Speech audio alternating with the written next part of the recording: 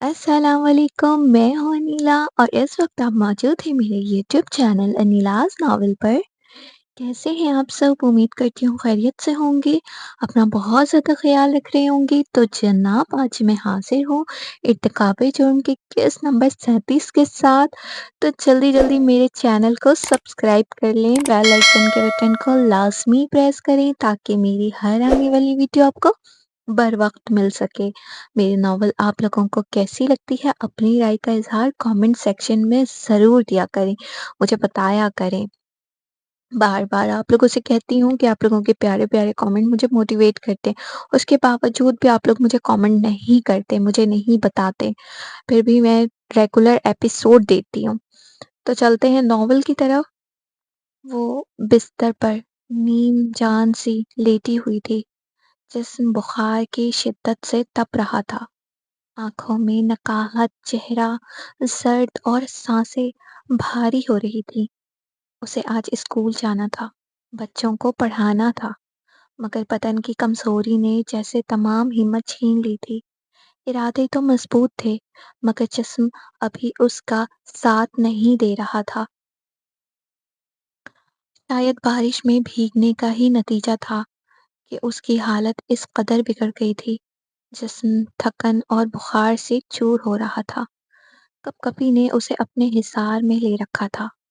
اسی بے بسی کے عالم میں اسے 2 برس پہلے کا وہ لمحہ یاد آ گیا، جب وہ ایک بار پہلے بھی یوں ہی بارش میں بھیگنے کی وجہ سے کئی روز بستر سے اٹھ نہ سکی تھی۔ آج کی کیفیت بھی اسی دھوپ بھری یاد کی تصویر بن چکی تھی، جیسے وقت پلٹ کر وہی لمحے پھر سے دہرا رہا ہو۔ بارش کے بعد کی صبح سرد اور اداس تھی۔ آسمان پر بادلوں کی چھوٹی چھوٹی ٹکڑیاں بکھری ہوئی تھی اور ہر طرف نمی کی مہک بسی ہوئی تھی۔ زمین کیچڑ سے لت پت تھی اور درختوں سے پانی کی بوندیں اب بھی ٹپک رہی تھی۔ ایک درمیانی عمر کی عورت لکڑی کا پرانا دروازہ دھیرے سے کھول کر باہر نکلی۔ اس کے چہرے پر پریشانی کے آثار نمایاں تھے۔ قدم آہستہ آہستہ آگے بڑھے۔ باہر کا منظر دل دہلا دینے والا تھا۔ آنگن کا بیشتر حصہ پانی میں ڈوبا ہوا تھا۔ ٹوٹے ہوئے برتن، بکھرے لکڑی کے ٹکڑے اور کپڑے کی دھجیاں کچن میں اٹی پڑی تھی۔ اس کی مرغیاں جو ہمیشہ ایک ترتیب سے چلتی تھی، آج بوکھلائی ہوئی ادھر ادھر دوڑ رہی تھی۔ کچھ چھت کے نیچے دبکی بیٹھی تھیں، کچھ گلی میں نکل گئی تھیں۔ عورت نے دوپٹے کا پلو سر پر درست کیا، ایک ٹھنڈی سانس لی اور گھبراہٹ سے مرغیوں کو آوازیں دینے لگی، جیسے ان بکھرے مناظر میں کچھ اپنی معمول کی چیزیں واپس سمیٹنے کی کوشش کر رہی ہو۔ فضا میں بارش کے گزر جانے کا ایک بوجھل سا سکوت تھا۔ اسی لمحے ایک مرغی پھڑپھڑاتی ہوئی دوڑتی ہوئی گھوڑے کے استبل کی طرف جا گھسی۔ عورت جو پہلے ہی پریشان حال تھی، جلدی سے اس کے پیچھے گئی۔ استبل میں قدم رکھتے ہی ایک عجیب سی خاموشی اور نمی بھری بو نے اسے چونکا دیا تھا۔ وہ ابھی مرغی کو پکڑنے کے لیے جھکی ہی تھی کہ اس کی نظر ایک کونے میں پڑی گھاس پر گئی، جہاں کوئی بے حس و حرکت پڑا تھا۔ وہ چونک کر چند قدم آگے بڑھی۔ اللہ خیر، اس کے لبوں سے بے اختیار نکلا۔ قریب جا کر دیکھا تو وہ ایک نوجوان لڑکی تھی۔ بارش سے بھیگے کپڑے، چہرہ زرد، جسم پر زخموں کے نشان، اور وہ مکمل بے ہوش تھی۔ عورت کے منہ سے ایک زوردار چیخ نکلی، بشیر! او بشیر! جلدی آؤ، استبل میں آ کے دیکھو، کوئی لڑکی مری پڑی ہے۔ وہ بوکھلائی ہوئی، خوف اور ہمدردی کے درمیان جھولتی، فوراً جھکی اور لڑکی کے چہرے پر ہاتھ رکھ کر اسے جگانے کی کوشش کرنے لگی۔ بارش تھم چکی تھی، مگر اس لڑکی کی زندگی میں एक नया तूफान शुरू होने वाला था। बीवी की आवाज़ सुनकर बशीर तेज़ी से दौड़ता हुआ आया। लड़की की हालत देखकर उसने फ़ौरन उसे एहतियात से उठाया और घर के अंदर ले आया। औरत ने शौहर को फ़ौरन डॉक्टर को बुलाने के लिए भेजा ताकि तिब्बी मदद फराहम की जा सके। इसी दौरान वो खुद लड़की के ज़ख्म और कीचड़ आलूद कपड़े को धीरे से साफ करने लगी। उसके हाथ और मुंह भी साफ किया। उसके चेहरे पर हमदर्दी और फ़िक्र के आसार नुमाया थे। वो उसके बारिश के गीले कपड़े को उतार कर नर्म कपड़ों में लपेटने लगी। घर में खामोशी छाई हुई थी। बस दिल की धड़कनों और लड़की की हल्की-हल्की सांसों की आवाज़ सुनाई दे रही थी। कुछ देर बाद बशीर एक लेडी डॉक्टर को लेकर वापस आया। डॉक्टर ने लड़की का तफसीली मुआयना किया। उसकी हालत के मुताबिक मुनासिब दवाइयों और मतवाज़िन ग़िज़ा का मशवरा दिया ताकि जल्दी सेहतयाबी मुमकिन हो सके। डॉक्टर ने घर वालों को हिदायत दी कि उसकी खुराक और आराम का ख़ास ख़्याल रखें। वो औरत नरमी से सम्मारा के सर पर हाथ फेर रही थी। माँ जैसी मोहब्बत और अपनायत से लबरेज लम्स ने सम्मारा को होश की दहलीज पर वापस लाया था। जब उसकी आँख खुली तो सामने एक अजनबी चेहरा था, लेकिन उसकी आँखों में शफ़क़त नुमाया थी। बेटा, तुम कौन हो? यहाँ घोड़े के इस्ताबल में कैसे आ गई? औरत ने आहिस्ता से सवाल किया। समारा खामोश रही। उसके लब सिले हुए थे। आँखों में उदासी की नमी ठहर गई थी। बेटा, तुम्हारे घर वाले परेशान हो रहे होंगे ना? औरत ने फिर कहा। ये जुमला सुनना था कि सम्मारा जैसे टूट गई। उसकी आंखों से आंसू बेइख्तियार बहने लगे। दिल पर पड़े जख्म ताज़ा हो गए। आतिफ का घर से निकाल देना और अनवार शेख का सर्द लहजा, सब कुछ आंखों के सामने एक फिल्म के मानंद चलने लगा। वो रो दी, बेआवाज, टूट कर। नहीं बेटी नहीं, ऐसे नहीं रोते। सब ठीक हो जाएगा, इंशाअल्लाह। औरत ने नरमी से उसके आंसू पोंछते हुए कहा, जैसे वो उस अजनबी दर्द को भी अपना समझ रही हो। गम बांटने से हल्का हो जाता है, दिल में रखने से अंदर ही अंदर जला देता है। वो धीरे धीरे बोलती रही और सम्मारा के बालों में उंगलियां फेरती रही। सम्मारा ने अपनी नम आंखें बंद कर लीं। शायद बरसों बाद किसी अनजान आगोश ने उसे वो सुकून दिया था जो अपने कभी न दे सके। कुछ अरसा बाद सम्मारा की तबीयत संभल चुकी थी।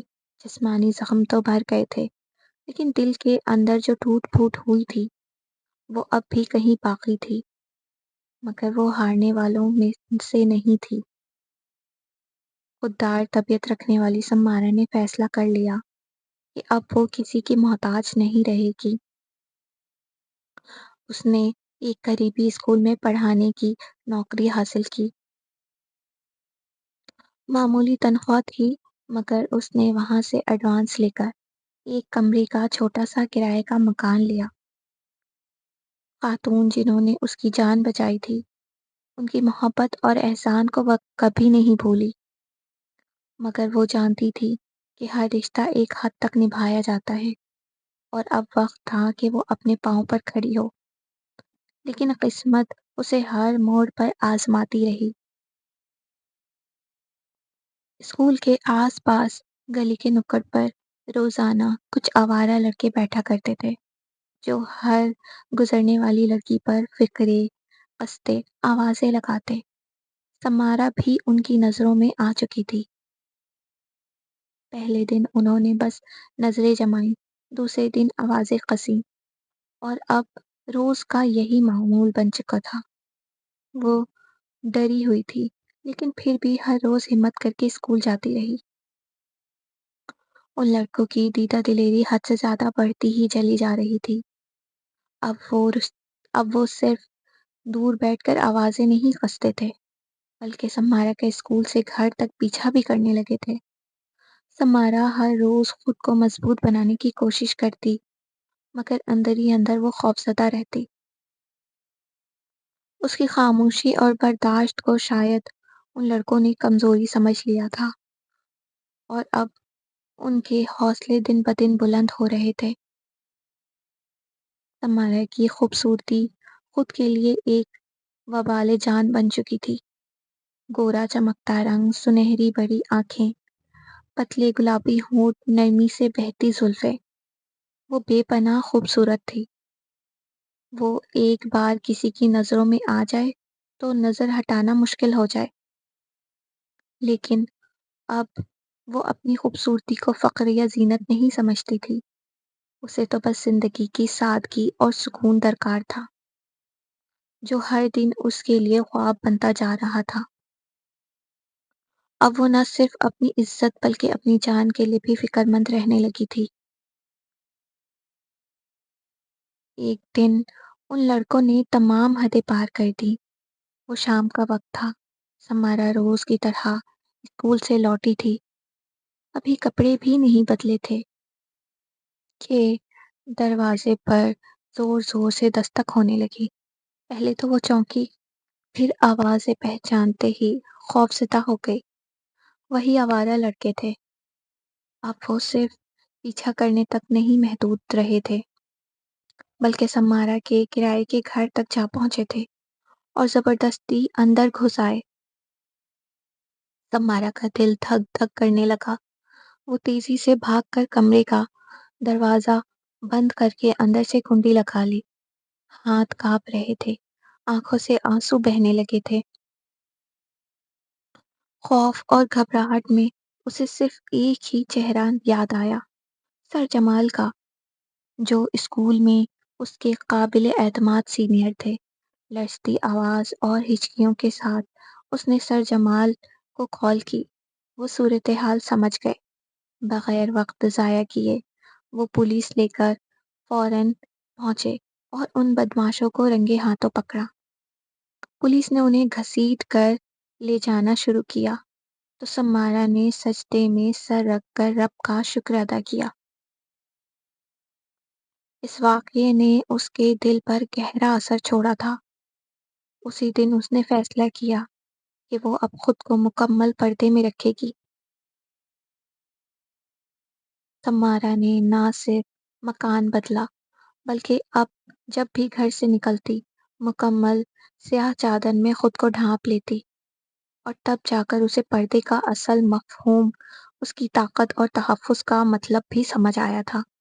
یہ محض کپڑے نہیں، عزت کی ڈھال تھا، وقار کی علامت تھا، اور آج وہ اس ڈھال کے پیچھے خود کو محفوظ محسوس کرتی تھی۔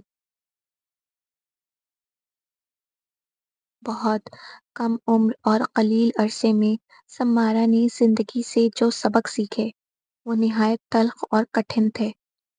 وہ زخم جو وقت نے اسے دیے تھے اب ناسور بن چکے تھے۔ اب اس کا دل ہر رشتے سے، ہر تعلق سے روٹھ چکا تھا۔ نہ وہ کسی سے بات کرنا چاہتی تھی، نہ کسی کی ہمدردی یا محبت قبول کرنے کا حوصلہ رکھتی تھی۔ وہ لوگوں کی نظروں میں چھپی منافقت کو پہچان چکی تھی۔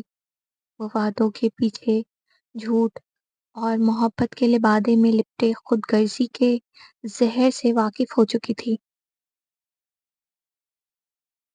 اب وہ بس اپنی ذات کے دائرے میں قید رہنا چاہتی تھی، جہاں نہ کوئی امید تھی، نہ کوئی شکوہ، بس ایک خاموشی تھی جو اس کی واحد ہمراز بن چکی تھی۔